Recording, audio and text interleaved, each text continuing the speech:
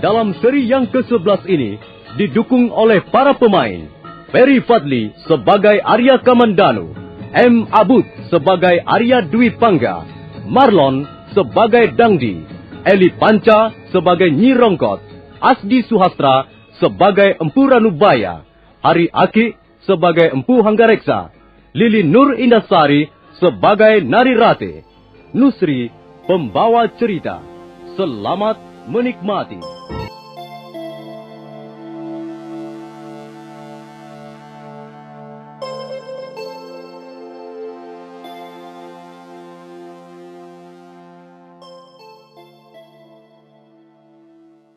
Arya Kamandanu sama sekali belum menangkap apa sebenarnya yang dimaksudkan Dangdi. Dia malah mencurigai anak kepala desa Manguntur itu mau berbuat curang dengan memancingnya datang ke Candi Walandit. Dangdi, kau ingin aku pergi ke Candi Walandit? Aku bukan orang yang terlalu bodoh untuk bisa kau jebak dengan cara semudah itu. Kau mengira aku menjebakmu, Kamandanu? Buat apa? Banyak orang yang telah mengenal kelicikanmu, Dangdi. Dan orang-orang itu telah menyampaikannya padaku. Ya, terserah, Kamandanu. Mau percaya atau tidak bukan urusanku. Tapi kalau kau ingin tahu tentang diri pacarmu itu, nah, sebaiknya kau turuti apa yang kukatakan. Pergilah berkuda ke Candi Walandit. Kalau aku ingin menemui Nari Rati, aku akan ke Manguntur. Kapan saja aku mau. Bukan ke tempat di mana kau pernah akan memperkosa gadis itu. Nah, Dangdi, apa katamu sekarang? Kasihan sekali kau, Kamandanu. Kasihan Arya Kamandanu. Ada seekor serigala tidur bersamanya dan telah menerkam daging pahanya, tapi dia tidak merasa. Kasihan. Iya.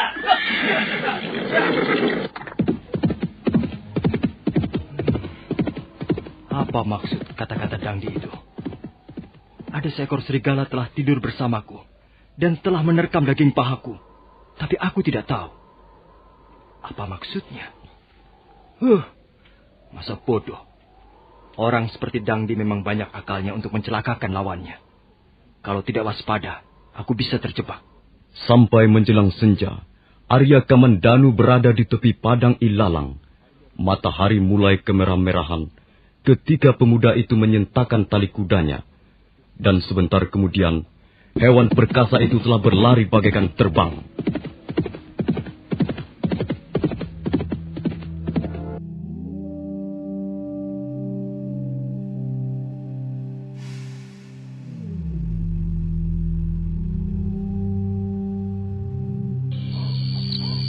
Aku berkelana mencari cinta ke desa-desa yang jauh. Akhirnya di Candi Walandit, kupuaskan dahagaku. Apa maksudnya Kakang Dwi Pangga menuliskan syair ini? Candi Walandit. Apa ada hubungannya dengan kata-kata Dangdi?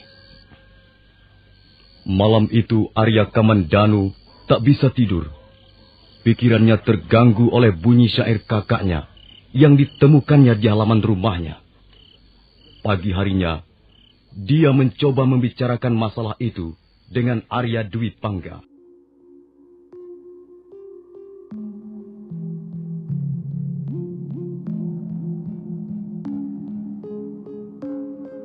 Aku menemukan sobekan daun rontal ini di halaman. Barangkali tertiup angin yang menerpa daun jendela kamarmu, Kakang. Iya, ini memang syairku. Terima kasih, Adik Kamandanu. Syairmu itu bagus? Aneh sekali. Bukankah kau tidak menyukai syair? Mengapa tiba-tiba kau memuji syairku? Maaf, kalau Kakang Dwi Pangga keberatan mendengar pujianku. Ada yang ingin kau ketahui tentang syair ini? Ada yang ingin kau ceritakan tentang syair itu? Syair ini tidak istimewa, hanya mengisahkan dua insan yang sedang mabuk asmara. Setiap orang mengalaminya, tidak ada yang istimewa. Kalau kau mengatakan bagus, barangkali ada alasan tertentu.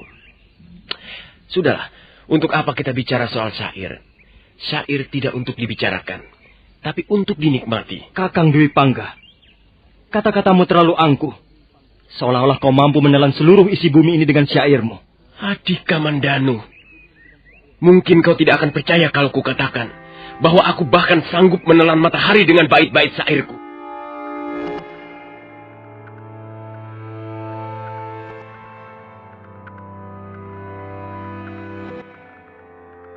Memang, sejak peristiwa beberapa waktu yang lalu yang menyangkut diri Nari Ratih, dua bersaudara itu nampak tidak rukun lagi. Hubungan mereka tidak selaras lagi. Nyi Rongkot yang tahu dua momongannya sering terlibat ketegangan, tak mampu berbuat apa-apa, kecuali mengelus dada. Ger Kamandanu, mau kemana? Aku mau pergi, Bibi. Bibi jaga rumah. Jangan kemana-mana dulu sebelum aku kembali. Wah, kok semuanya pergi? Angger Dwi Pangga sudah sejak pagi tadi pergi belum kembali. Sekarang Angger Kamandanu juga mau pergi. Semuanya pada senang pergi. Biar aku saja yang sudah tua ini di rumah saja.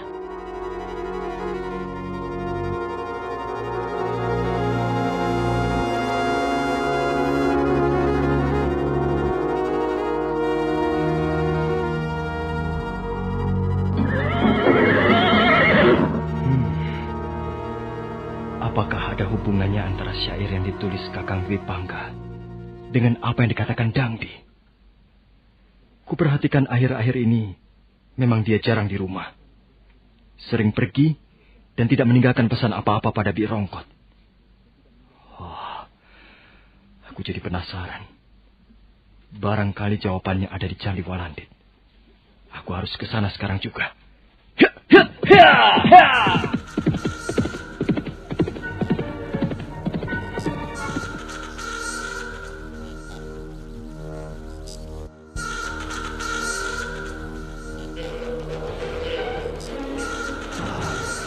Sebaiknya kuda ini kutinggal di sini saja. Aku akan jalan kaki ke Candi Walandit.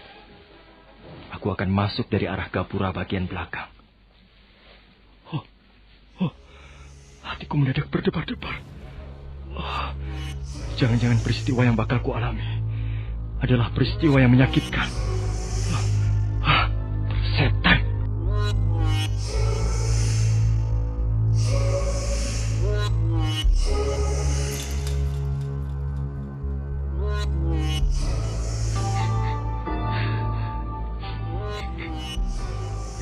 Mengapa kau menangis, Rati? Tidak ada yang perlu kau tangisi lagi. Tangisku adalah tangis bahagia, Kakang.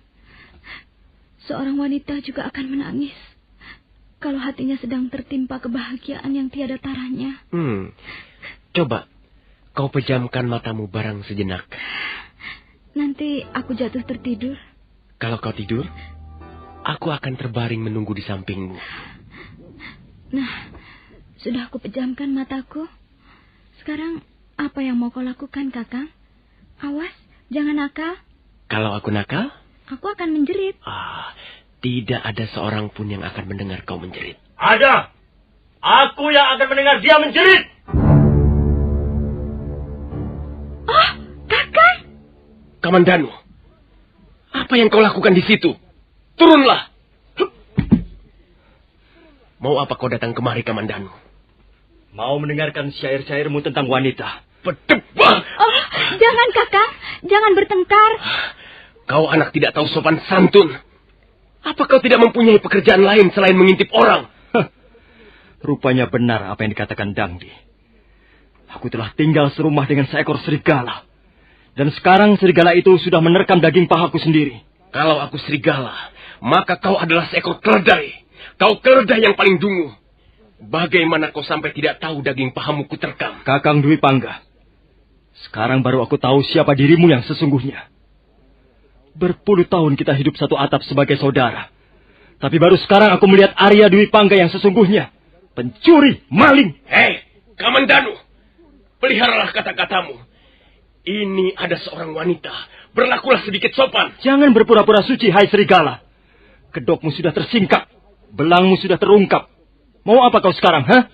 Mau mungkir? Tidak kuduga. Dengan alasan menolongku, dengan berpura-pura baik padaku, rupanya kau seorang pencuri paling tengik. Kamandanu, ingat, aku adalah saudara tuamu. Aku tidak punya saudara tua seperti kau. Bagus. Sekarang kau mau apa? Aku mau ini.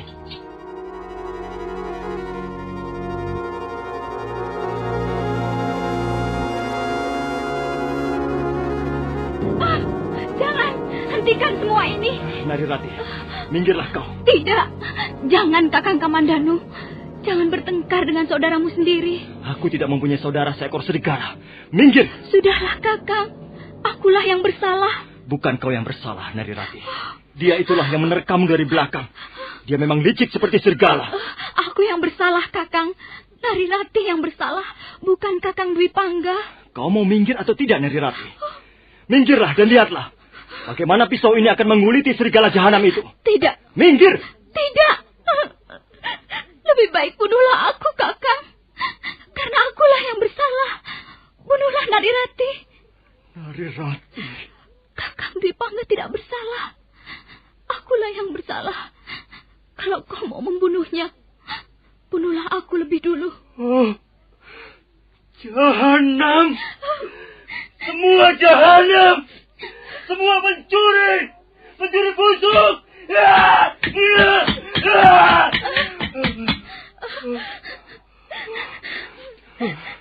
Tidak kusangka kalian berdua mengkhianati aku. Kalian pencuri busuk, manusia comberan. Buah, aku muak melihat kalian.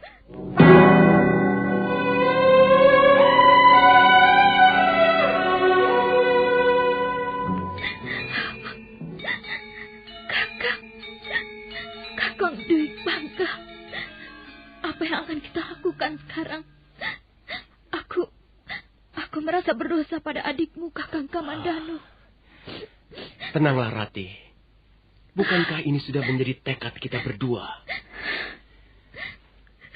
Sudahlah, hentikan tangismu. Semua ini akan berlalu.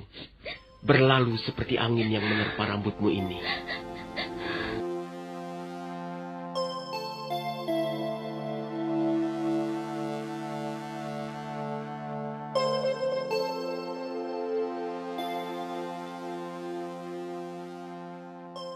Arya Kamandanu merasa sangat terpukul melihat Narirati yang rupanya sudah terjerat oleh permainan asmara Arya Dwi Pangga kakaknya sendiri.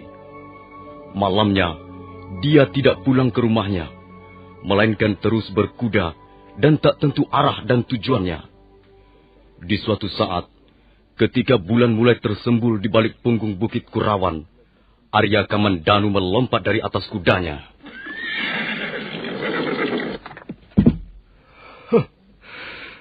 Semuanya jahanam. Maya pada ini penuh setan-setan. Tak ada yang beres. Semuanya palsu. Apa gunanya semua ini? Apa artinya semua ini? Kebajikan, kesatriaan, kepahlawanan, pekerti luhur yang diajarkan para dewa. Apa artinya? Hai dewa-dewa yang bersemayam di atas langit, turunlah dari atas tahtamu dan jawablah pertanyaanku ini. Apa maksudmu dengan semua ini?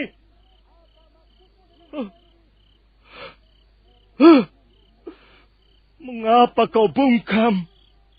Mengapa kau membisu? Ayo jawablah pertanyaan Arya Kamandanu.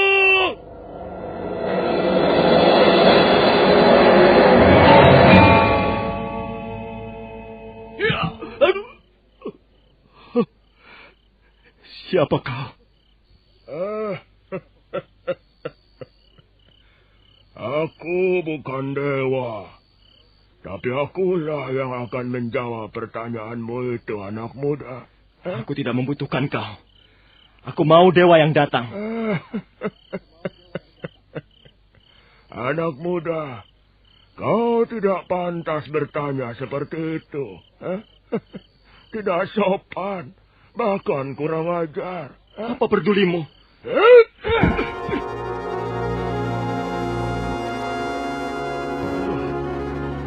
berani kau memukulku seenak perutmu. Hah? Mengapa tidak berani? Memukul anak muda seperti kau sama mudahnya dengan menggebuk anjing.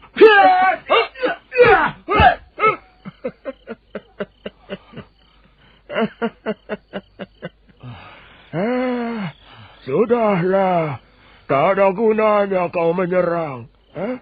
Kecuali kau ingin kubuat babak belur. Siapa kau ini? Kau pasti orang jahat. Karena kau tidak berani memperlihatkan wajahmu di balik cadar hitammu itu. Iya. Mungkin aku jahat. Tapi paling tidak, aku bukanlah manusia kelas kambing seperti kau. Kau mengenalku? Pemuda seperti kau ini banyak berceceran di pinggir jalan. Pemuda kusut, pemuda berjiwa bekikat, tidak tahan bantingan. Kalau aku mempunyai anak seperti kau, sudah aku lempar ke dasar jurang biar menjadi makanan burung gagak.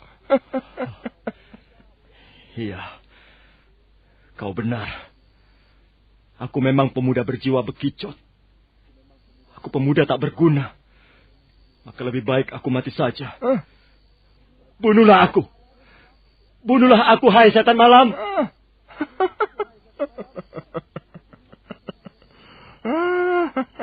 Rugi tanganku membunuh pemuda seperti kau. Lebih baik membunuh seekor babi hutan. Bisa dipanggang untuk makan malam. Hei, mau kemana kau? Aku tak ada waktu bicara dengan orang seperti kau. Tapi sebelum pergi, ingin kunasihatkan padamu. Jadilah pemuda yang tegar, penuh semangat. Kau tidak bisa merengek pada siapapun untuk memperbaiki nasibmu. Juga tidak bisa menyalahkan keadaan. Apalagi memaki-maki dewa yang menguasai jagat raya ini. Nah, ingat-ingatlah kata-kataku ini. Hawa nafsumu jangan sampai memporak-porandakan akal sehatmu.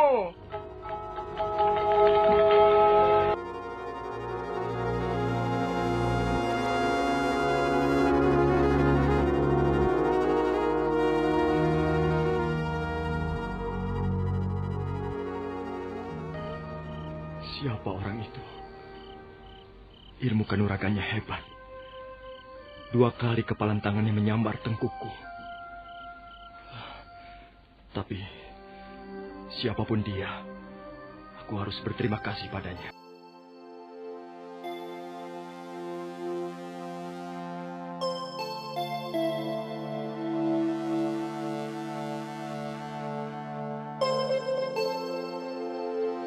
Arya Kamandanu merasa malu sekali. Kata-kata manusia bercadar hitam itu telah menyentuh ujung harga dirinya sebagai laki-laki. Karena itu, buru-buru dia menata kembali pikirannya yang sedang kalut, sebelum kemudian melompat ke atas kuda dan pulang ke rumahnya.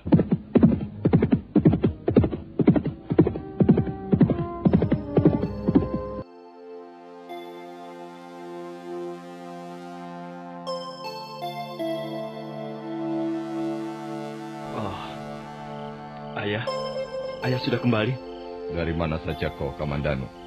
Dari rumah seorang kawan ayah. Kawan perempuan? Kau bisu sekarang?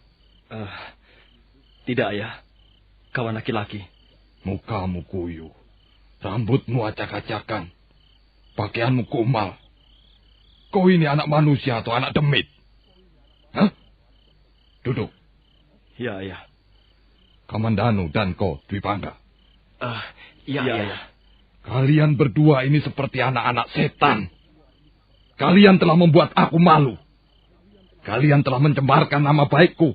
Nama baik Hanggareksa, ayahmu. Baru saja aku masuk perbatasan Kurawan. Dan orang-orang sudah menyambutku dengan omong-omongan yang menyakitkan telingaku. Dwi Pangga, apa yang telah kau lakukan dengan Parwati? Anak gadis Ki Dipangkaradasa. Jawab!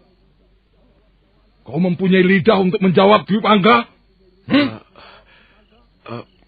Maafkan saya, Ayah. Saya mengaku bersalah. Dan kau, Kamandanu, dulu kau pendiam. Kau penurut. Dan aku bangga karena aku pikir kau mewarisi darah seorang empu. Kau punya bakat mencipta barang-barang pusaka. Tapi sekarang aku kecewa. Kau sudah terjerumus bermain perempuan seperti kakakmu itu. Apa yang kau lakukan terhadap anak gadis Rekian Wuru? Huh?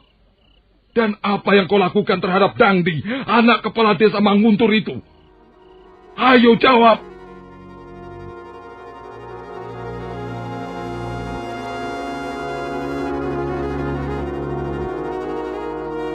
Arya Kamandanu tidak segera menjawab pertanyaan Empu Hanggareksa, ayahnya.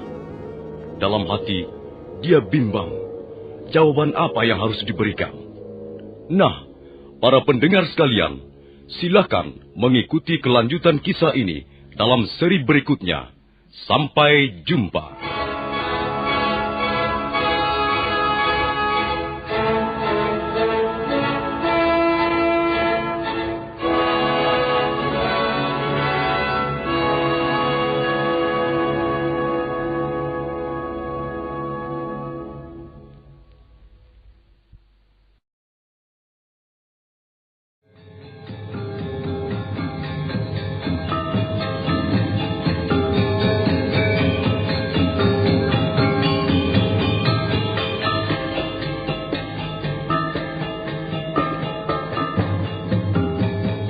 Dalam seri yang ke-12 ini didukung oleh para pemain Hari Aki sebagai Empu Hanggareksa, Asdi Suhastra sebagai Empu Ranubaya, Ferry Fadli sebagai Arya Kamandanu, M. Abud sebagai Arya Dwi Pangga, Eli Panca sebagai Nyi Rongkot, Lili Nur Indasari sebagai Nari Rate, Yuli sebagai Palastri, dan Nusri pembawa cerita. Selamat menikmati.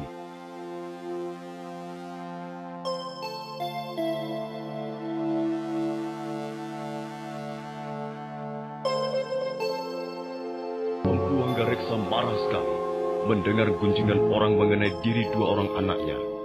Apalagi gunjingan itu menyangkut perihal gadis dari desa lain. Malam itu, Empu Hanggareksa tidak langsung tidur begitu tiba dari Singasari. Dengan geram, dia membentak-bentak dua anak laki-lakinya yang diam tak berkutik di tempat duduknya. Terlebih Arya Kamandanu, yang selama ini tidak pernah mengecewakan ayahnya. Jawab, Kamandanu. Jangan membisu seperti Arca Dwarapala begitu. Bicaralah. Kemukakan alasan yang masuk di akal. Oh, kalian ini tidak bisa membalas budi baik orang tua kalian. Ayah, saya mengaku bersalah. Saya mohon maaf atas kesalahan saya ini. Saya tidak akan mengulanginya lagi, Ayah. Kalian anak-anakku.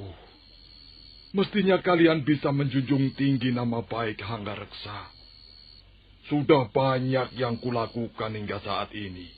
Demi membela kehormatan keluarga. Dan apa yang kulakukan ini untuk kalian juga nantinya. Lihat saja. Aku yang sudah tua begini. Masih berkuda dari Kurawan ke kota Singasari. Untuk apa ini semua? Hah? Dwi Pangga dan kau, Kamandanu. Iya, Ayah. Kalian anak-anakku. Dua-duanya laki-laki. Kuharap kalian mampu menjadi laki-laki yang mandiri. Apa yang sudah kupegang, kalian harus menggenggamnya lebih erat. Apa yang sudah kuperoleh, kalian ikut memilikinya. Semua yang telah kucapai ini akan kuwariskan pada siapa lagi, kalau bukan pada anak-anakku. Lihatlah. Uang. Uang sebanyak ini adalah hadiah langsung dari Sang Prabu Kertanegara. Di samping uang, ayahmu juga mendapat imbalan jasa yang lain.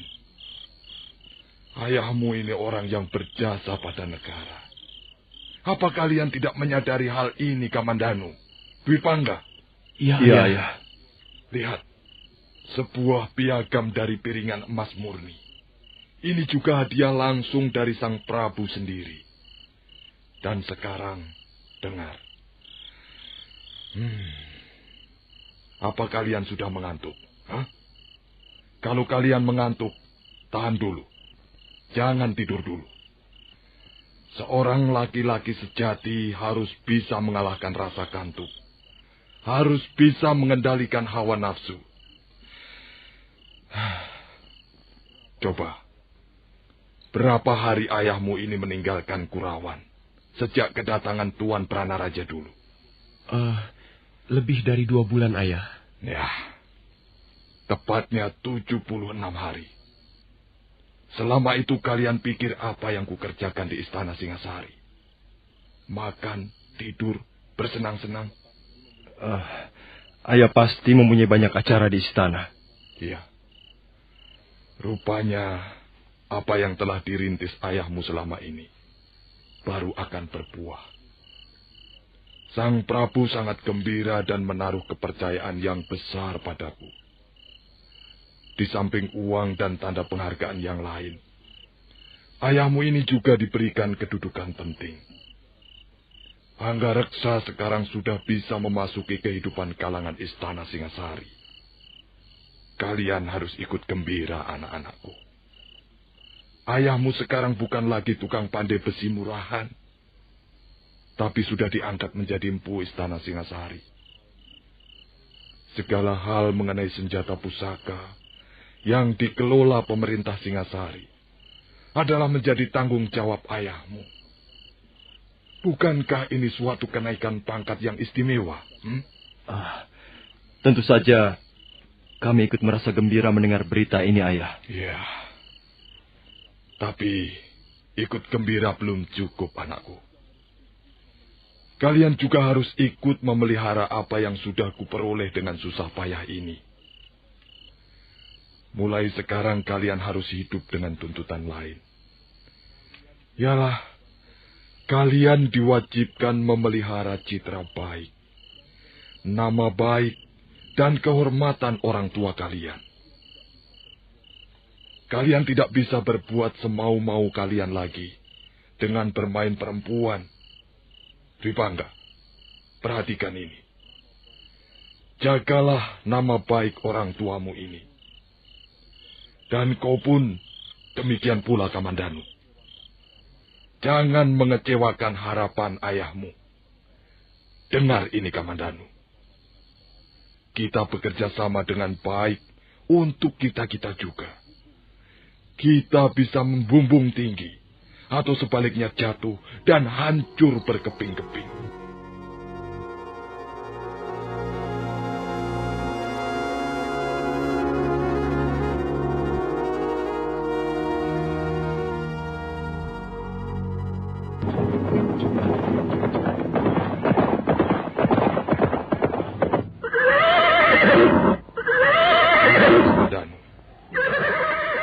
Daerah inilah yang diberi tanda merah tebal dalam peta yang kuperlihatkan padamu itu.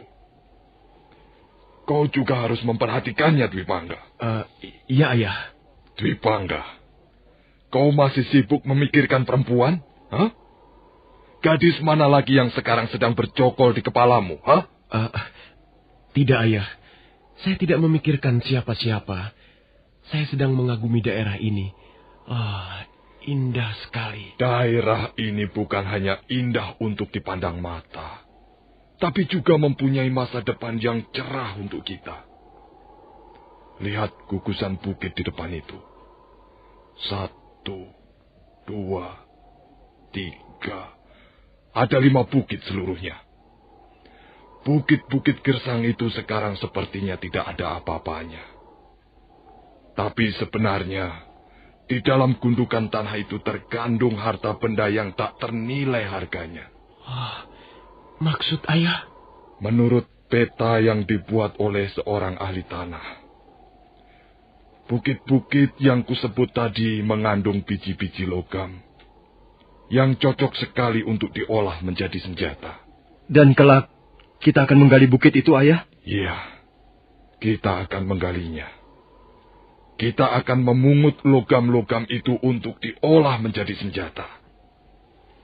Kukira hasil yang akan kita peroleh tak akan habis untuk dimakan 7 turunan. Nah, cukup. Mari kita teruskan melihat-lihat tempat lain.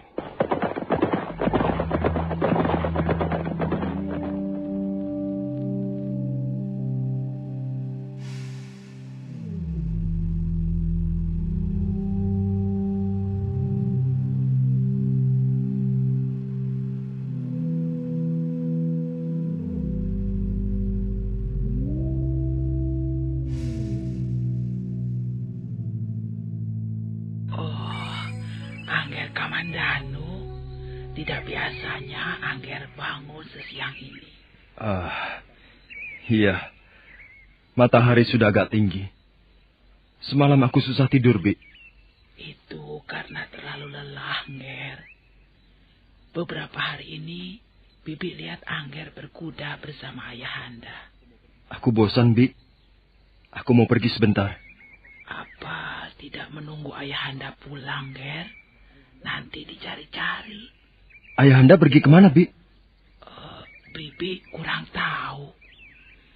Pagi-pagi Ayahanda Hanggareksa sudah bangun, mengambil kuda, lalu berkuda ke arah sana. Beliau berpesan, Angger berdua agar di rumah saja. Ayahanda tidak lama. Kata beliau, Angger berdua akan diajak berkuda lagi ke daerah timur sana. Aku bosan, Bi. Aku tidak senang pergi dengan ayah. Loh, mengapa begitu, Nger? Ayah hanya memikirkan harta benda, pangkat, kedudukan, dan hidup mewah di kalangan istana. Ayah sama sekali tidak sudi berpaling ke arah kami anak-anaknya, Bi. Loh, Nger, bukankah apa yang dilakukan Ayahanda sekarang juga untuk Angger berdua? Aku tidak percaya ayah bekerja untuk kami. Buktinya, kami tidak pernah ditanya apa keinginan kami. Ayah hanya berkata, kau berbakat ini, atau kau berbakat itu. Nah, bekerjalah sebaik-baiknya. Ayah akan menopang sarananya. Tapi, Nger, tak ada orang tua yang ingin membuat anaknya susah dan menderita. Ini sudah hukumnya, Nger. Ayah hanya dipenuhi rasa khawatir. Itu yang aku tahu, Bi. Ayah khawatir kami susah, kami hidup menderita dan gagal. Lalu ayah berusaha mencetak kami sesuai apa yang diyakininya. Bukankah dengan menempuh cara seperti itu, justru orang tua telah menanam bibit penderitaan pada diri anak-anaknya?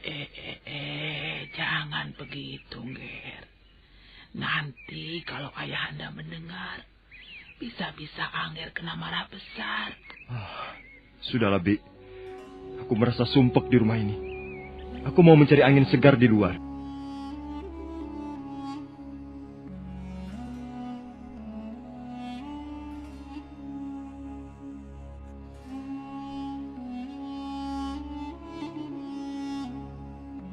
Nah, lihat Kakang Ranubaya. Ini adalah hasil kita selama ini. Dan kau berhak mendapatkan separuh dari jumlah uang yang kuterima dari pemerintah Singasari.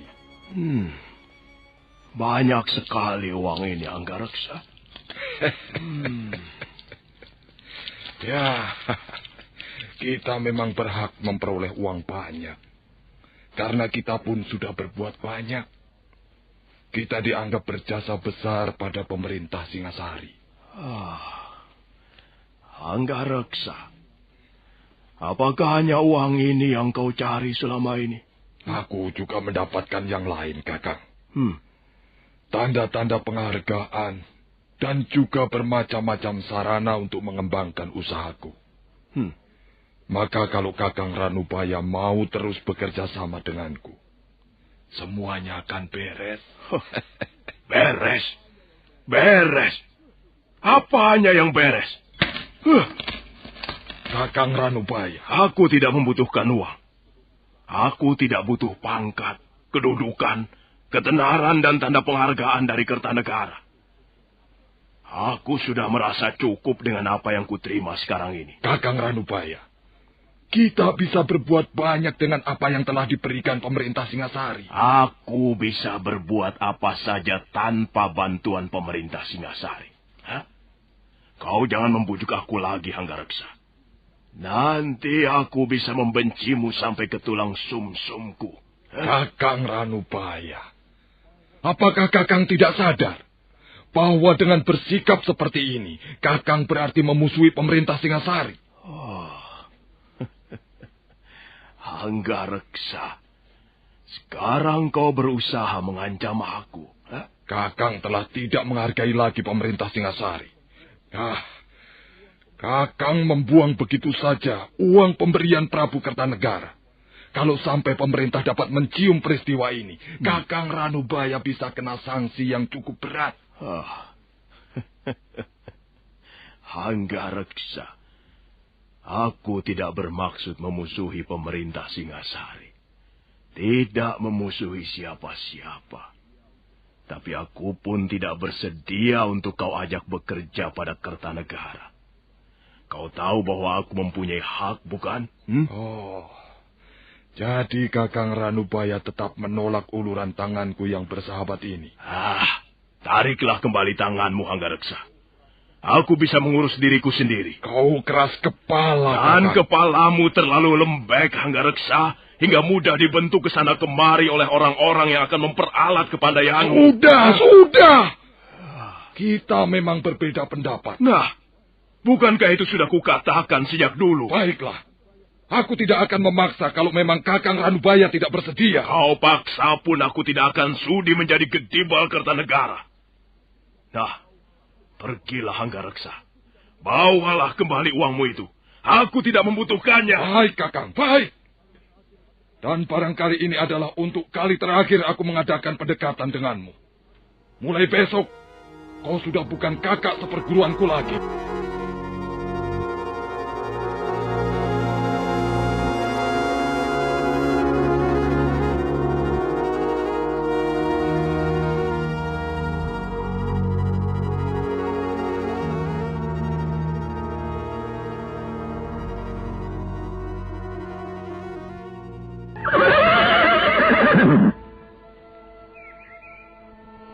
Kaukah yang bernama Arya Kamandanu? Iya. Ada apa? Aku sahabat Narirati. Namaku Palastri. Kalau kau mau mengajakku bicara tentang Narirati, maaf, aku tak bersedia melayanimu. Jangan begitu. Narirati merasa sangat berdosa padamu. Beberapa hari ini, dia kelihatan sangat murung. Tubuhnya kurus, dan matanya cekung karena kurang tidur. Mestinya dia tidak perlu merasa berdosa padaku. Aku tahu apa yang dirasakannya, karena aku sahabatnya yang paling dekat. Narirati sebenarnya masih menaruh cinta padamu. Sudahlah, sandiwara lelucon ini sudah tidak lucu lagi. Layar sudah diturunkan dan para penonton sudah bubar. Jadi, kau tidak sudi menolongnya? Aku tidak pantas menolong seorang gadis yang kecantikannya bagaikan bidadari. Kalau begitu, kau sebenarnya tidak mencintainya. Kalau kau mencintainya, dan cintamu itu tulus dan suci, kau pasti mau menolongnya. Narirati hanya membutuhkan pertemuan denganmu, walaupun sekejap mata. Kukira hal itu tidak sulit untuk kau penuhi, Arya Kamandanu. Mengapa dia tidak minta tolong pada Kakang Dwi Pangga? Ini persoalannya denganmu, bukan dengan saudara tuamu.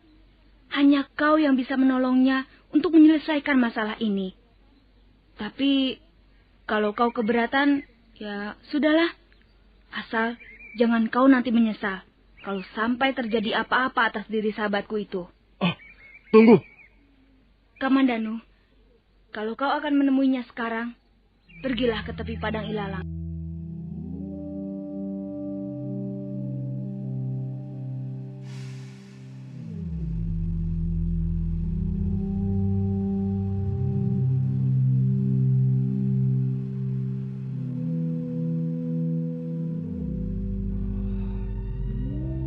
Narirati. Gadis itu telah mengkhianati cintaku. Dan sekarang dia ingin bertemu denganku. Apa maksudnya?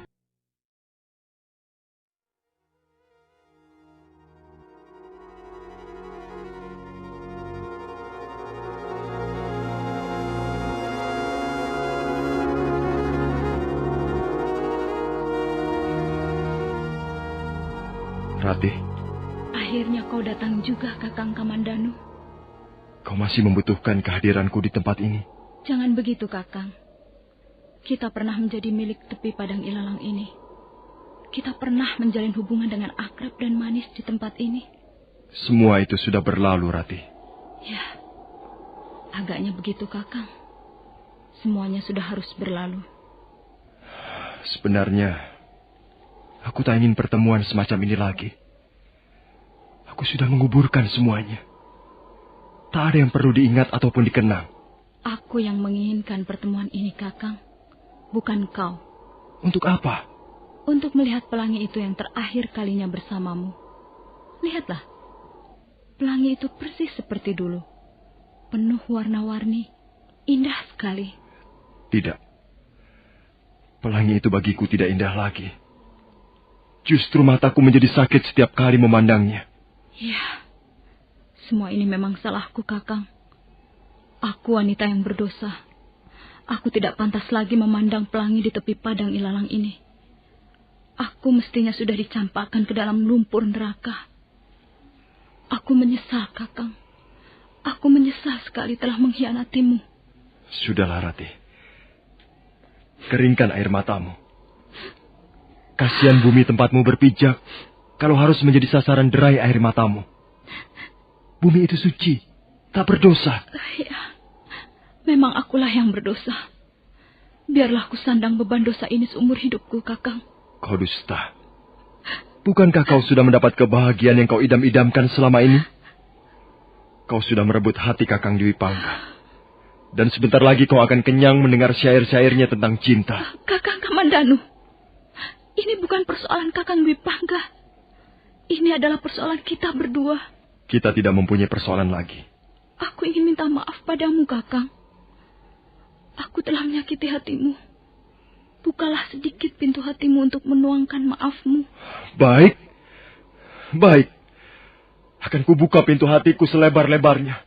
Agar kau bisa puas memperoleh apa yang kau inginkan. Kakang, aku ingin ketulusan hatimu. Jangan bicara soal ketulusan hati. Jangan lagi bicara soal kesetiaan. Soal kebajikan. Karena semua sudah terbukti. Kau sudah mengkhianati cintaku. Jadi Kakang tidak sudi memaafkan aku. Mengapa kau tidak mau berkaca, Narirati? Apa karena merasa dirimu paling cantik, lalu kau tidak membutuhkan lagi sebuah cermin? Kata-katamu terlalu menyakitkan, Kakang. Perbuatanmu bahkan lebih menyakitkan. Perempuan lacur. Wanita murah. Oh, Kakang. Kakang Kamandanu.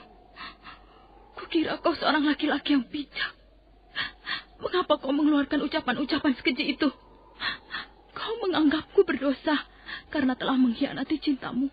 Baik, kuterima dengan tabah tuduhanmu itu. Tapi apakah selama ini kau pernah mengutarakan rasa cintamu padaku? Selama ini aku hanya menunggu dan menunggu. Padang ilalang ini sebagai saksinya bahwa aku selalu menunggu pernyataan cintamu. Tapi sekian lama menunggu, sekian lama pula hatiku kecewa. Kau tetap saja menyembunyikan perasaanmu. Kau tinggi hati, kau angkuh sekali. Dan akulah yang menjadi korban cintaku sendiri. Apakah ini adil? Baiklah, kalau memang kau tidak bersedia memaafkan Narirati, biarlah aku hidup sampai di sini saja. Secepat kilat, gadis menguntur yang sudah dirundung putus asa itu mencabut sebilah pisau yang tajam berkilat-kilat. Rati, jangan!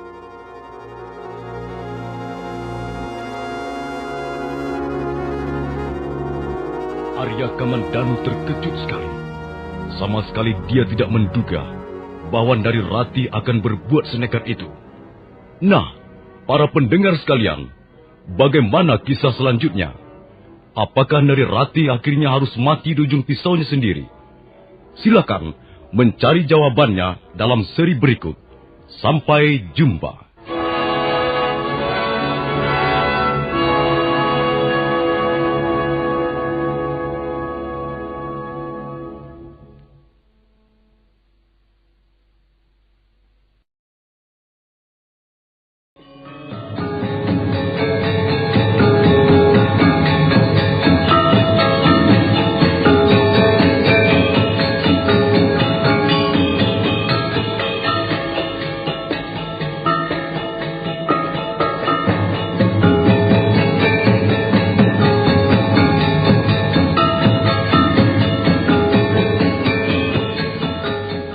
dalam seri yang ke-13 ini didukung oleh para pemain Ferry Fadli sebagai Arya Kamandanu, M. Abud sebagai Arya Dwi Pangga, Lili Nur Indasari sebagai Nari Rate, Hari Aki sebagai Empu Hanggareksa, Ape Burhan sebagai Rekyan Wuru, Katarina sebagai Nyiwari, dan Nusri pembawa cerita. Selamat menikmati.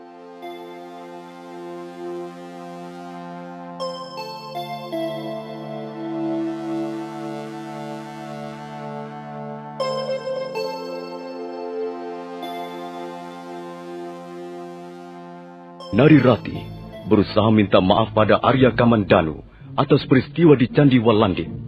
Karena Arya Kamandanu nampak belum bisa melupakan rasa dendamnya, Nari Rati menjadi sedih dan putus asa. Dan secepat kilat, gadis itu mencabut sebilah pisaunya. Arya Kamandanu terkejut. Rati, jangan!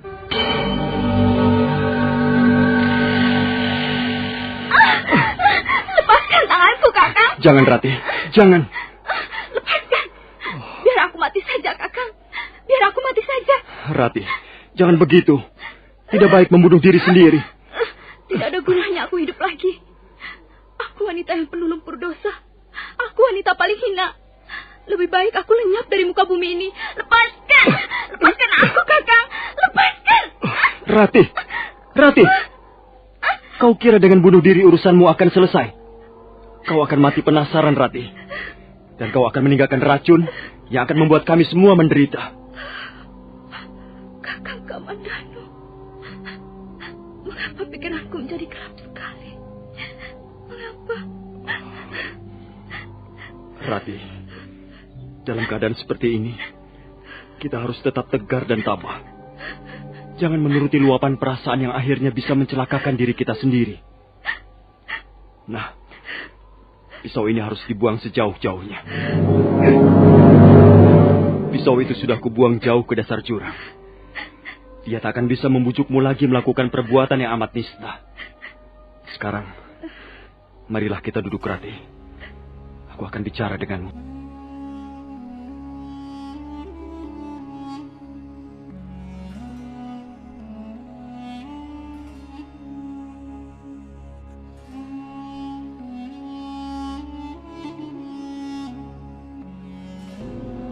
Rati, sebenarnya tak perlu kau minta maaf padaku. Karena tanpa kau minta pun aku akan memberimu maaf. Karena aku mencintaimu, Rati. Mengapa akhirnya kita menjadi begini, Kakang? Iya, karena memang beginilah yang harus kita alami. Kita bertemu di tepi padang ilalang ini. Kita bercanda di bawah sinar pelangi. Dan rupanya kita pun harus berpisah di tempat yang sama. Kalau kupikir-pikir, kisah cinta kita ini lucu sekali ya, Kakang. Lucu, tapi tak seorang pun akan tertawa bila ikut mendengarnya. Karena di balik kelucuan itu sebenarnya tersimpan kepahitan. Iya, setidak-tidaknya kita masih bisa tertawa. Walaupun tertawa untuk diri kita sendiri. Kakang. Apa, Rati? Kalau saja dulu kau mau berterus terang, kita tentu tidak akan mengalami seperti ini. Percayalah, ini semua bukan kehendak kita, Rati. Iya, apa yang sudah terlepas dari tangan tak mungkin dipungut lagi, karena sudah terjatuh ke bagian kehidupan yang lain. Semua sudah terlambat. Nasi sudah menjadi bubur. Apa maksudmu, Rati? Aku bukan Nari Rati yang dulu lagi, Kakang. Aku bukan Nari Rati kembang desa Manguntur yang masih polos dan suci. Rati, bagiku kau tetap Nari Rati yang dulu. Sama sekali kau tidak berubah. Sekalipun sekarang sudah menjadi milik Kakang Dwi Pangga. Jangan sebut nama itu, Kakang. Kalau ku dengar nama itu, hatiku menjadi resah. Pandanganku berkunang-kunang dan bumi rasanya berguncang. Bukankah kau mencintainya? Entahlah. Aku tak bisa menjawab pertanyaanmu itu. Kakang Dwi Pangga hadir seperti teka-teki kehidupan yang sulit diterka maksudnya. Kalau saja waktu ini bisa dimundurkan kembali. Itu bertentangan dengan kehendak Hyang Widi, Rati. Jangan menginginkan sesuatu yang di luar jangkauan manusia. Sudahlah. Mari kita akhiri pertemuan kita ini. Kita saling memuji saja, agar Dewata memberkati perjalanan hidup kita masing-masing. Kakang. Tepi padang ilalang ini dan sinar pelangi di atas sana akan menjadi saksi bahwa kita pernah dipertemukan. Dan mereka pun akan menjadi saksi bahwa kita akhirnya harus dipisahkan. Kakang Kamandanu, namamu akan kukenang sepanjang hayatku. Aku pun tak bisa melupakanmu, Rati. Tapi ada satu hal yang membuatku sedikit merasa lega. Aku rela. Aku ikhlas. Karena saudara tuaku sendirilah yang akhirnya menjadi pria pilihan hatimu. Aku yakin Kakang Dwipangga bisa membuatmu bahagia. Kalian akan hidup rukun sampai kakek nenek. Banyak rezeki dan banyak anak. Kakang Kamandanu, begitu mulianya hatimu. Kau pun wanita yang paling manis yang pernah ku kenal, Rati. Hanya karena sesuatu yang tak akan pernah ku mengerti kalau aku melepaskanmu. Ya, mudah-mudahan sikapku ini membuahkan sesuatu yang baik. Kakang, sebelum pergi, aku akan memberikan tanda mata untukmu. Terimalah batu nirmala ini. Batu ini pemberian ibuku sebelum menghembuskan nafasnya yang terakhir. Terimalah, Kakang. Hanya benda ini yang bisa kuberikan padamu sebagai kenang-kenangan dariku. Oh, terima kasih, Rati. Batu nirmala yang indah sekali. Akan kusimpan batu ini sampai akhir hayatku. Akan kupertahankan batu nirmala ini dengan mempertaruhkan nyawaku. Nah, Kakang, aku harus pergi. Pergilah, Rati. Ringankan langkahmu. Pergilah. Dan jangan menengok-nengok ke belakang lagi. Selamat tinggal, Kakang. Selamat berpisah, Rati.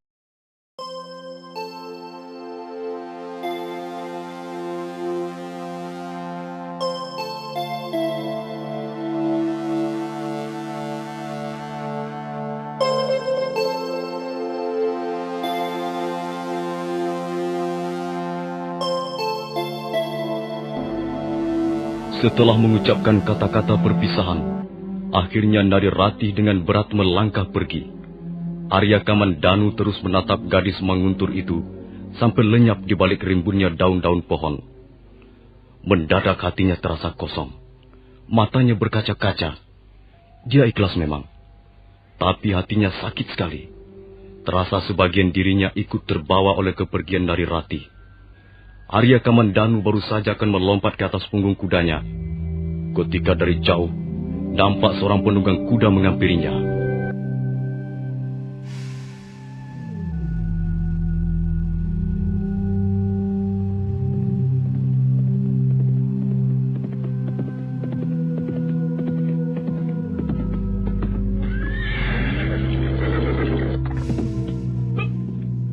Oh, Kakang Dwipangga? Adi Kamandanu, ayah mencarimu. Beliau memanggil kita berdua. Sepertinya ada sesuatu yang penting yang hendak beliau sampaikan pada kita. Kakang tahu aku ada di sini? Kalau tidak ada di mana-mana, kau biasanya duduk merenung di tepi padang ilalang ini. Baru saja aku menyelesaikan persoalanku dengan Narirati. Narirati? Iya, Kakang. Sekarang tak ada lagi yang menjadi ganjalan di hati kami. Dan sekarang aku ingin menyelesaikan persoalanku denganmu, Kakang Dwipangga. Persoalan apa lagi? Narirati mencintaimu. Kuharap kau tidak menyia-nyiakan cintanya. Adi Kamandanu, terus terang aku pun mencintainya. Bagaimana aku akan menyia-nyiakannya? Dia akan menjadi istri yang baik. Dan aku percaya, kau pun akan menjadi suami yang baik. Adi Kamandanu, kau memaafkan kami berdua? Ya, kupikir tak ada yang bisa dipersalahkan. Semua sudah menjadi kehendak Hyang Widi. Aku relakan Narirati jatuh ke pangkuanmu, Kakang. Karena aku yakin kau bisa membahagiakan hidupnya. Adi Kamandanu, terima kasih atas pengertianmu yang sangat besar ini. Aku berjanji akan mencintai Narirati sampai akhir hayatku. Aku bahagia sekali mendengar janjimu itu, Kakang. Sekarang baru aku merasakan ketenangan.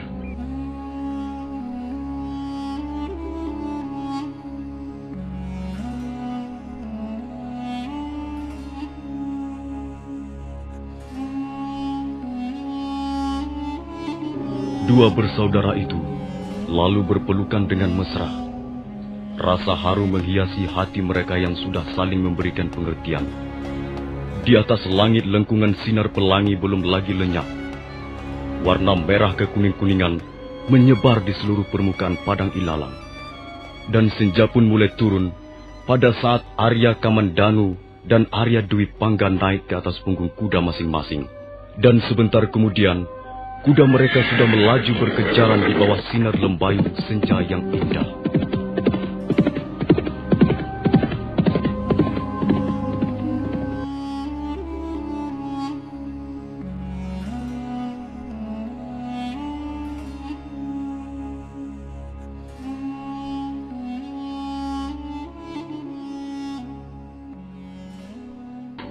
Nah, lihatlah anak-anakku. Senjata pusaka buatan ayahmu mempunyai mutu yang tidak diragukan lagi. Pemerintah Singasari sudah mengakui secara resmi. Dan senjata-senjata buatan Hanggareksa sudah diuji keampuhannya dalam berbagai peperangan. Para perwira pasukan merasa bangga bila terselip senjata buatan ayahmu di pinggangnya. Pamornya akan naik, dan keberaniannya menjadi berlipat ganda. Lihatlah. Keris Nagatapa.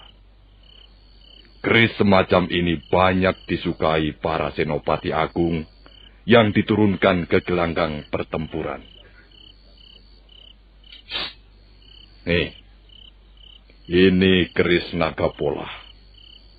Polah artinya bergerak. Maka bentuk keris ini berlekuk-lekuk, seperti seekor ular naga yang sedang bergerak-gerak. Tuanku Lembu Sora dan banyak kapuk menyukai keris semacam ini. Di samping indah bentuknya, keris ini juga ampuh. Yang ini pedang atau kelewang. Perhatikan jenis logamnya. Tidak begitu berat. Tapi kerasnya melebihi batu-batuan dari langit. Berapa ribu kepala terputus dari tubuhnya dengan senjata semacam ini. Ketika terjadi perang besar antara pasukan Kediri melawan pasukan Tumapel. Desa Ganter menjadi saksi pembunuhan besar-besaran itu. Nah, anak-anakku. Kalian berdua yang harus mewarisi keahlian ayahmu dalam hal pembuatan senjata pusaka ini. Kalian harus mampu mencipta keris Nagatapa yang ampuh, seperti yang dimiliki Gusti Ranggalawi yang bernama Megalamat. Kalian juga harus bisa menciptakan keris naga polah. Juga harus bisa membuat pedang-pedang yang tajamnya melebihi pisau cukur. Kalian juga harus mampu menciptakan tombak-tombak yang nantinya diperhitungkan pihak musuh. Kalian harus terus belajar dan menggali pengetahuan tentang senjata pusaka sebagai tanda bakti kalian pada orang tua. Dwi Pangga dan kau, Kamandanu. Iya, Ayah. Ketahuilah, ada satu hal yang menjadi ganjalan di hati ayahmu dalam hal memelihara dan mengembangkan usaha pembuatan senjata pusaka ini. Apakah itu, Ayah? Ada seseorang yang kemungkinan bisa menjegal usaha kita ini. Siapa, Ayah? Kalian tentu kenal dengan baik. Dia sahabat ayahmu sendiri. Barangkali yang Ayah maksudkan Paman Ranubaya? Ya, Kakang Ranubayalah orangnya. Bukankah Paman Ranubaya selama ini membantu Ayah membuat senjata pusaka? Sudah berapa puluh senjata pusaka pernah dikirim kemari melalui Paman Wirot, muridnya yang setia. Iya, itu dulu, Kamandanu. Sekarang dia tidak mau bekerja sama lagi dengan ayahmu. Mungkin dia mempunyai maksud-maksud tertentu. Mungkin Paman Ranubaya sudah merasa tua, Ayah. Dan merasa tidak sempurna lagi dalam bekerja menciptakan senjata pusaka. Kalian tidak perlu ikut campur urusan ini.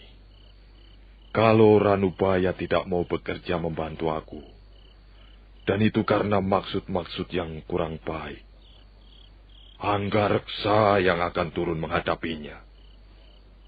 Kamandanu. Iya, Ayah. Kau masih sering datang ke rumahnya? Iya. Sekali waktu, Ayah. Soalnya Paman Ranubaya sangat baik pada saya. Nah, mulai sekarang kau tidak kuizinkan menginjak halaman rumahnya lagi. Dulu dia memang kakak seperguruanku. Karena itu kalian sudah sepantasnya menyebutnya Paman. Tapi, dia sekarang sudah menjadi orang lain. Bahkan orang yang kuanggap bisa membahayakan usaha-usaha kita.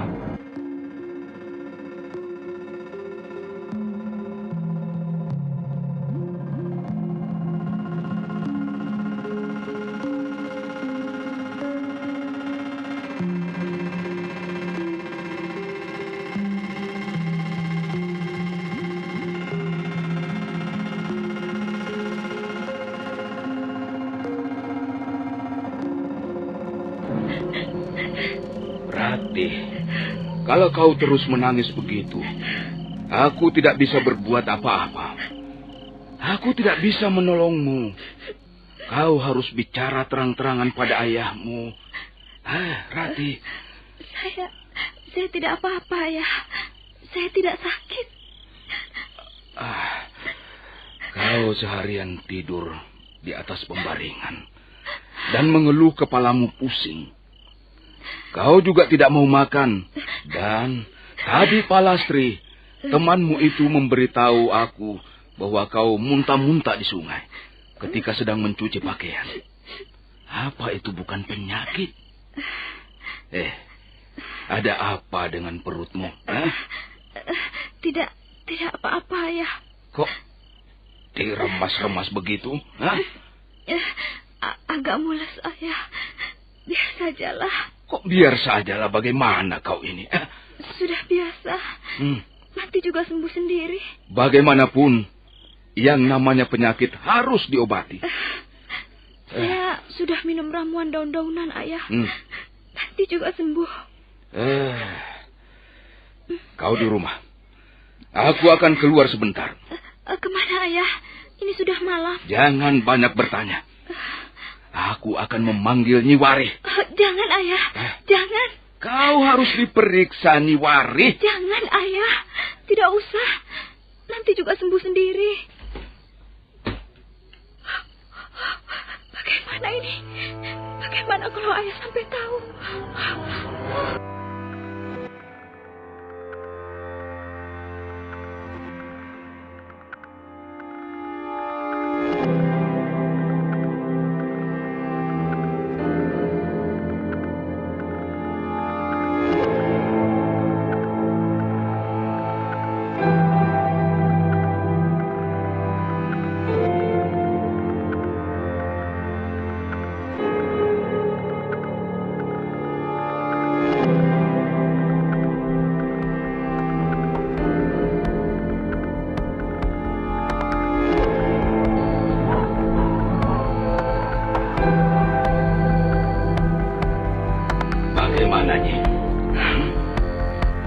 Bagaimana bisa sampai terjadi begini, Wuru?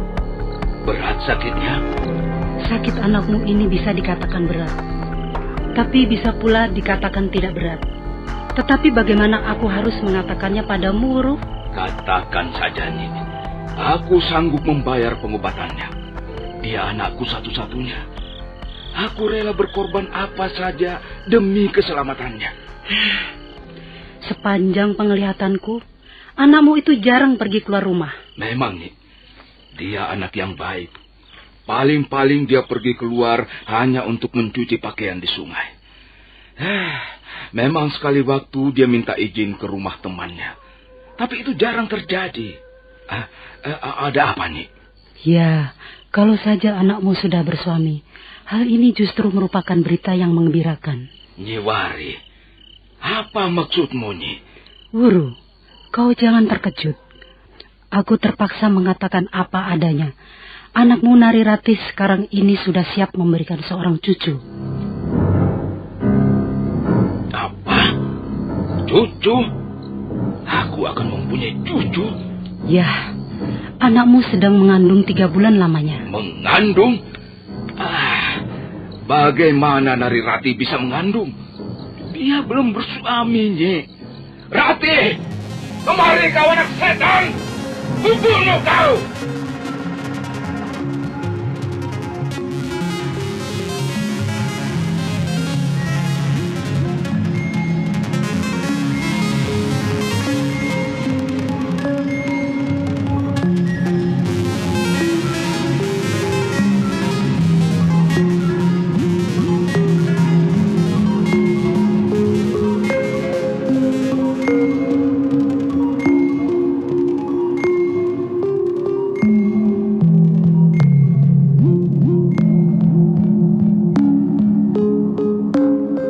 Merah padam wajah Rekyan Wuru mendengar penjelasan Nyi Wari tentang anaknya yang sudah mengandung 3 bulan. Giginya gemeretak, gemetar Nari Rati mendengar suara lantang ayahnya. Nah, para pendengar sekalian, bagaimana kelanjutan kisah ini? Silakan mengikuti seri berikutnya di radio kesayangan Anda ini. Sampai jumpa.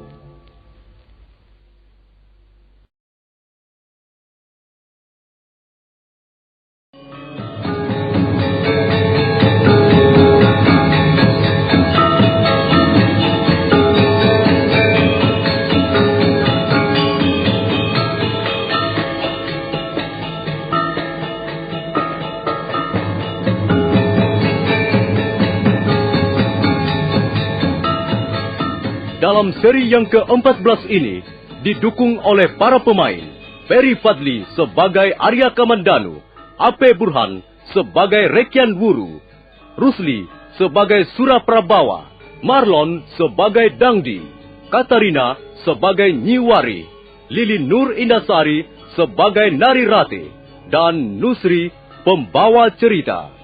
Selamat menikmati.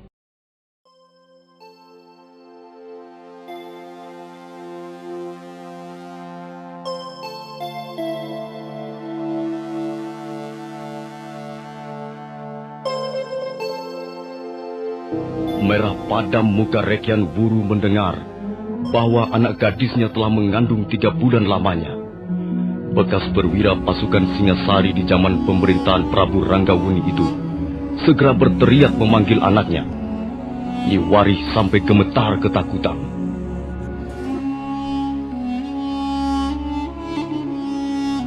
Sudahlah, Wuru. Jangan diapa-apakan anakmu itu. Kasihan.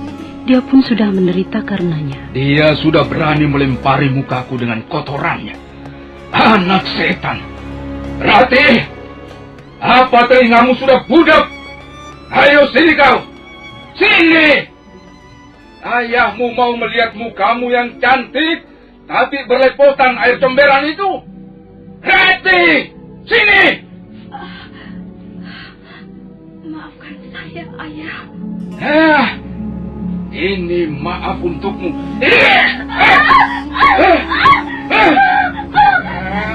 Wuru, sudahlah. Ini sudah malam. Nanti para tetangga pada datang kemari. Aku mau lihat. Apa ada yang berani datang ke rumahku? Rati, dari kecil kau ku gendong-gendong, ku bopong-bopong. Kalau rewel, aku kunyanyikan tembang yang merdu. Kau kupelihara dengan baik. Kau kusayangi dengan sepenuh hatiku. Dan sekarang, seperti ini balasanmu pada orang tuamu.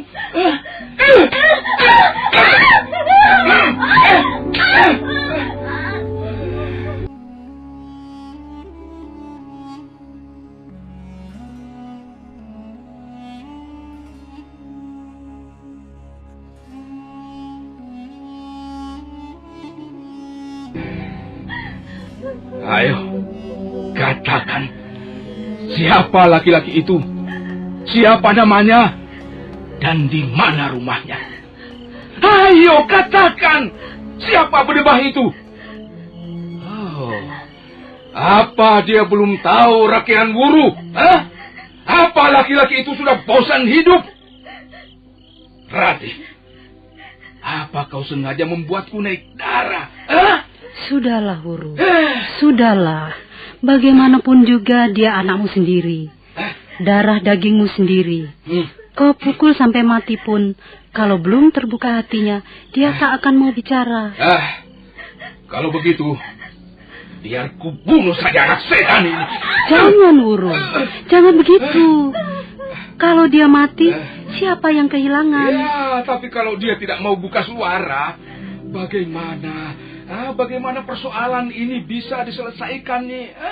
Masih bisa dicari cara yang lain, Wuru. Sudahlah, jangan menuruti panasnya hati. Salah-salah anak sendiri menjadi korban. Dok Ratih, sudahlah. Lebih baik kau tidur saja. Kau nampak lelah sekali. Tidurlah, Dok. Urusan ini biar ayahmu yang menyelesaikan.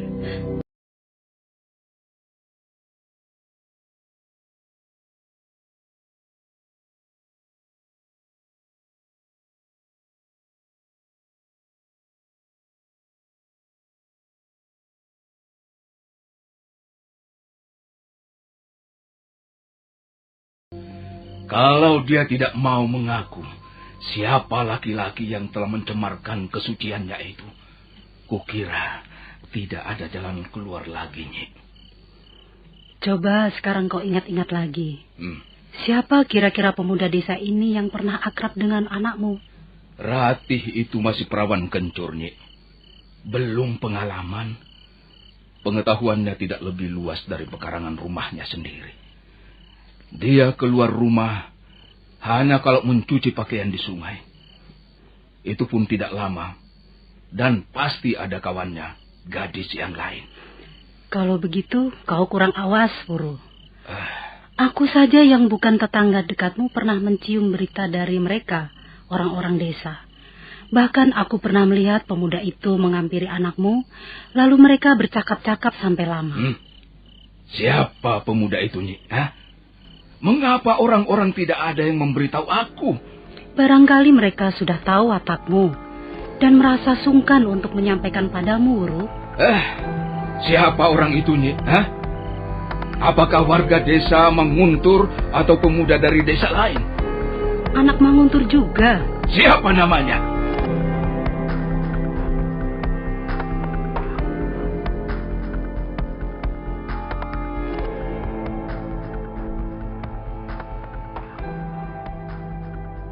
Dangdi, maksudmu? Ya, Dangdi anak Suraprabawa, kepala desa Manguntur.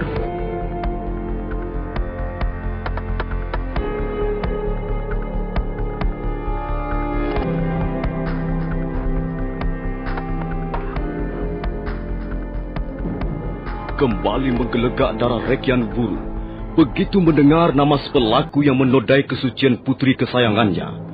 Maka tidak lagi menunggu hari menjadi terang.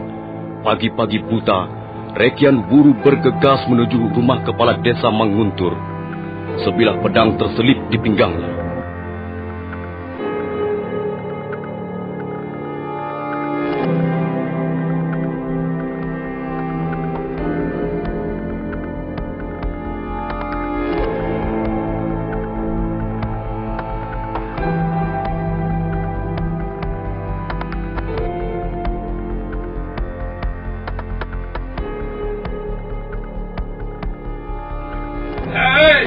Suraprabawa, keluar kau dari rumahmu. Suraprabawa, jangan merasa dirimu menjadi kepala desa Manguntur, lalu kau mau berbuat semena-mena terhadap keluargaku. Ayo, keluar kau. Ini, aku Rakyat Wuru, mau bicara denganmu. Siapa itu yang berteriak di pagi buta begini? Aku. Bukalah matamu lebar-lebar, Suraprabawa. Dan lihat, Siapa yang berteriak-teriak di halaman rumahmu? Oh, kiranya Rekian Wuru yang datang. Iya. Aku mau bicara denganmu, Suraprabawa. Aku mau bicara sebagaimana seorang laki-laki berbicara. Ada persoalan apa, Rekian Wuru? Suraprabawa. Kalau kau tidak mampu menghajar anakmu yang berandalan itu, serahkanlah padaku. Biar ku buat dia mengerti bagaimana bertingkah laku yang baik. Ada apa dengan anakku? Dangdi, anak laki-lakimu itu sudah berani menepak muka Rekian Wuru. Anakmu yang tidak kau didik dengan baik itu sudah berani mencoreng wajahku. Tenanglah, Rekian Wuru. Mari kita bicarakan secara baik. Mari, masuklah ke dalam. Tidak. Kita rampungkan di sini saja. Seorang tamu yang baik tentu akan mau dipersilahkan masuk ke dalam rumah. Aku bukan bertamu. Lalu apa keperluanmu? Aku mau menuntut hakku. Aku mau membuat perhitungan denganmu. Rekian Wuru. Mengapa kau mencabut pedangmu? Anakmu sudah menghina keluargaku. Dan itu berarti kau menghina aku. Kalau aku mencabut pedang, itu tanda bahwa harga diriku tidak terima itu. Kalau kau bisa sesumbar dengan pedangmu itu, aku pun bisa melakukan hal yang sama. Selama menjadi kepala desa Manguntur, baru kali ini aku menyambut tamuku dengan cara yang sangat tidak ramah. Tapi itu karena kau memaksa aku, Rekian Wuru. Nah, apa mau sekarang? Bagus. Rupanya kau orang tua yang punya tanggung jawab juga. Nah, sekarang kita selesaikan perkara ini secara jantan. Aku belum tahu perkara apa yang kau maksudkan. Rekian Wuru. Tapi kalau kau menggunakan pedangmu itu untuk menyerang aku, maka aku pun terpaksa mempertahankan diri.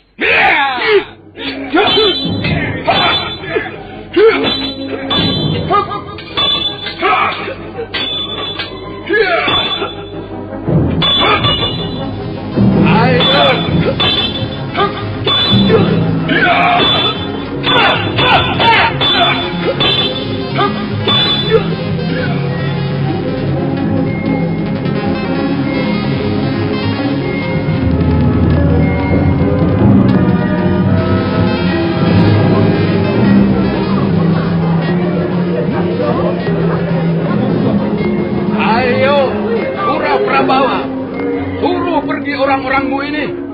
Kita lanjutkan pertarungan ini sampai salah seorang di antara kita menjadi bangkai.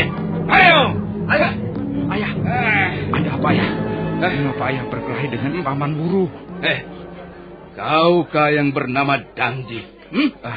Iya benar, Paman. Saya Dangdi. Kau harus kubuat babak belur anak setan. Tunggu, Paman. Tunggu. Rekian Wuru. Kalau kau sentuh anakku sebelum persoalan kau jelaskan, urusan ini akan menjadi panjang. Aku kepala desa. Aku bisa menuduhmu mengacau di desa Manguntur dan melaporkannya pada pemerintah Singasari. Ayah, sebenarnya ada persoalan apa ya? Dia menuduhmu telah mencoreng wajahnya. Entah apa maksudnya. Aku tidak tahu. Dangdi, terus terang saja. Supaya perkara ini tidak berlarut-larut. Apa yang telah kau lakukan terhadap Nari Ratih, anakku? Apa yang telah saya lakukan? Rasanya saya tidak pernah melakukan... Kau telah merusak kesuciannya. Kau telah menodai anakku. Oh, tidak, Paman. Saya tidak pernah melakukannya. Banyak orang melihat kau berusaha mendekati anakku. Jangan mungkir kau, Dangdi. Iya, benar, Paman. Saya memang berusaha mendekati Nari Ratih. Tapi Putri Paman Wuru tidak pernah menanggapinya. Dan setelah itu saya pun tidak mau mendekatinya lagi, Paman. Dusta! Tidak, Paman. Saya tidak berdusta. Banyak saksinya bahwa saya tidak pernah lagi menggoda Nari Ratih. Dangdi, berilah kesaksian yang benar. Akuilah kalau memang itu perbuatanmu. Sungguh, Ayah. Saya memang tidak melakukannya. Kalau kau berani berdusta, kupotong lidahmu. Aku tidak peduli, walau kau anakku sendiri. Saya tidak melakukannya, Ayah. Tapi rasanya... Iya, saya tahu siapa pemuda yang berbuat tidak senonoh itu, Ayah. Siapa? Ayo katakan cepat. Dia bukan anak desa Manguntur. Iya, siapa namanya dan di desa mana dia tinggal? Hah? Dia anak desa Kurawan. Namanya Arya Kamandanu.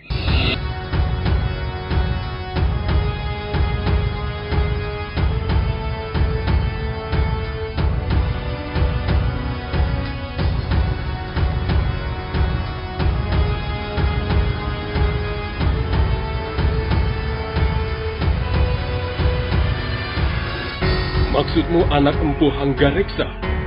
Iya, Ayah. Pasti dialah orangnya. Nah, bagaimana Rekian Wuru? Dangdi, awas kalau kau berkata yang tidak benar. Aku akan kembali lagi ke sini. Kalau Dangdi berani berdusta, aku sendiri yang akan membereskannya. Baiklah. Aku minta maaf, Suraprabowo. Karena aku telah membuat keributan di pagi buta ini. Tidak apa, Rekian Wuru. Ini hanya kesalahpahaman biasa. Dan aku bisa memaklumi perasaanmu. Kalau kau membutuhkan sesuatu yang menyangkut diri anakmu, katakanlah. Aku sebagai kepala desa Manguntur akan membantumu. Terima kasih. Nah, aku pergi dulu.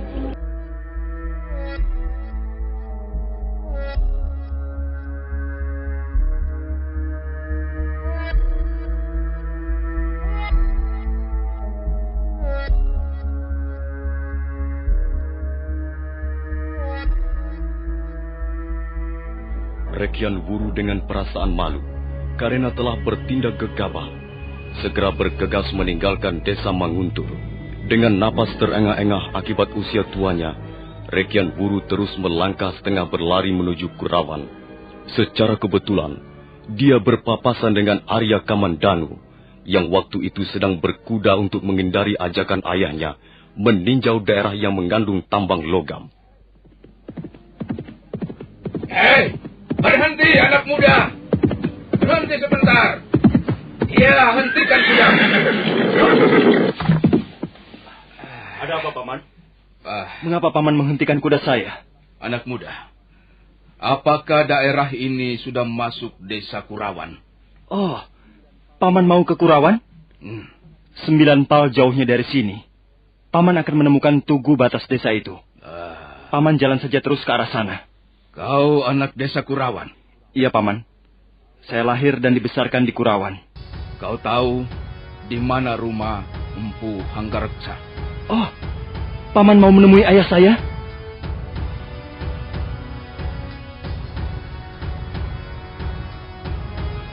Anak muda. Jadi kau anak Hanggareksa? Benar, Paman. Saya anaknya. Nama saya Arya Kamandanu. Bagus.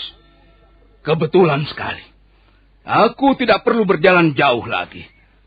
Aku bisa merampungkan urusanku di tempat ini. Kamandanu. Iya, Paman. Kau jangan coba-coba memungkiri perbuatanmu yang tidak senonoh. Apa maksud Paman? Saya... Jangan berlagak bodoh. Kau tahu dengan siapa kau sedang berhadapan sekarang ini? Akulah Rekian Wuru. Oh, Paman Wuru dari Manguntur. Bukankah Paman ayah Narirati? Iya, aku ayah Narirati. Aku ayah gadis yang sekarang ini sedang menderita akibat perbuatanmu. Mampus kau, Kamandanu. Tunggu, Paman, tunggu. Tunggu, Paman. Apa salah saya? Mengapa tiba-tiba Paman menyerang saya?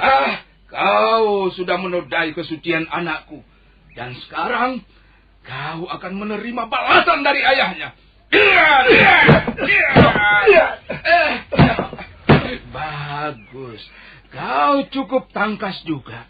Tapi jangan sebut Rekian Wuru. Kalau aku tak mampu membuatmu mencium tanah dalam 2 gebrakan ini. Selesai berkata, Rekian Wuru menarik kaki kirinya selangkah. Tangannya membuka dan menutup di depan dada untuk membuka jurus serangannya.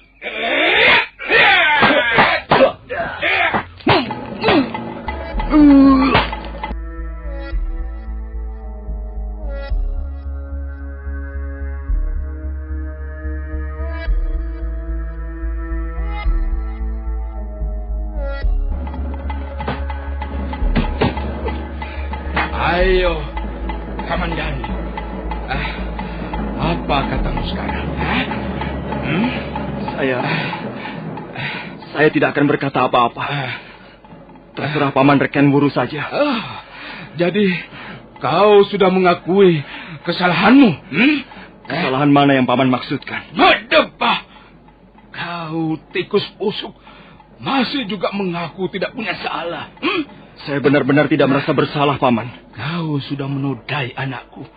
Kau rusak kehormatannya. Kau mau mengakui atau tidak, Kamandanu? Paman Wuru salah alamat. Jawab.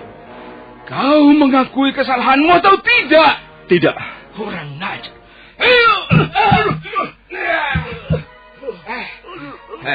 Dengar. Walaupun sudah tua, sudah beruban seluruh rambutku, tapi untuk membuatmu mampus, aku masih belum kerepotan. Apa sebenarnya yang Paman kehendaki dari saya? Pengakuanmu. Kalau kau mau mengakui kesalahanmu, maka urusannya tidak akan terlalu panjang. Tapi kalau kau masih mau bertahan, mau memungkiri perbuatanmu, nah, aku tidak segan-segan membuat tubuhmu cacat, Kamandanu. Paman Wuru, saya tidak akan mengakui perbuatan yang tidak pernah saya lakukan. Apa? Coba kau ulangi sekali lagi. Saya tidak akan mengakui perbuatan yang tidak pernah saya lakukan. Kamandanu! Kau jangan membuatku semakin naik darah. Walaupun orang tua, tapi aku bukanlah tergolong orang penyabar. Kalau kau masih berusaha mungkir, aku akan membunuhmu di tempat ini juga. Paman Wuru, saya berani karena saya merasa benar. Kalau saya merasa benar dan tidak berani menghadapi keadaan, maka namanya saya pengecut. Kurang ajar. Jadi kau menantangku? Paman Wuru tidak usah merasa ragu-ragu. Saya tidak akan melawan. Saya tahu Paman Wuru sebenarnya orang yang baik. Saya justru merasa kasihan sekali. Mengapa Paman Wuru harus mengalami seperti ini? Saya kenal Nari Ratih, Paman. Saya pernah bersahabat dengannya. Sudah! Jangan ngoceh ngalor ngidul. Aku tidak butuh mendengar khutbahmu. Jadi bagaimana? Kalau memang Paman menganggap saya bersalah dan mau membunuh saya, lakukanlah. Saya tidak akan melawan sedikit pun. Saya akan menyerahkan leher saya agar Paman Wuru merasa puas.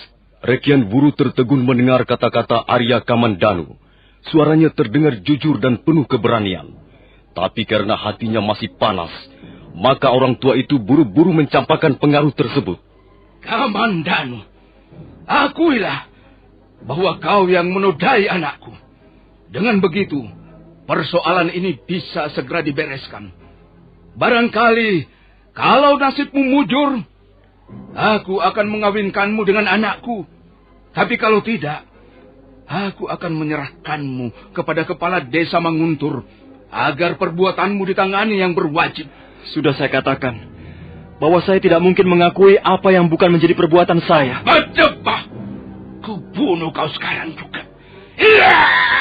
Pedang Rekian Wuru yang sudah terhunus berkelebat di udara, dan dengan deras sekali meluncur ke arah leher Arya Kamandanu.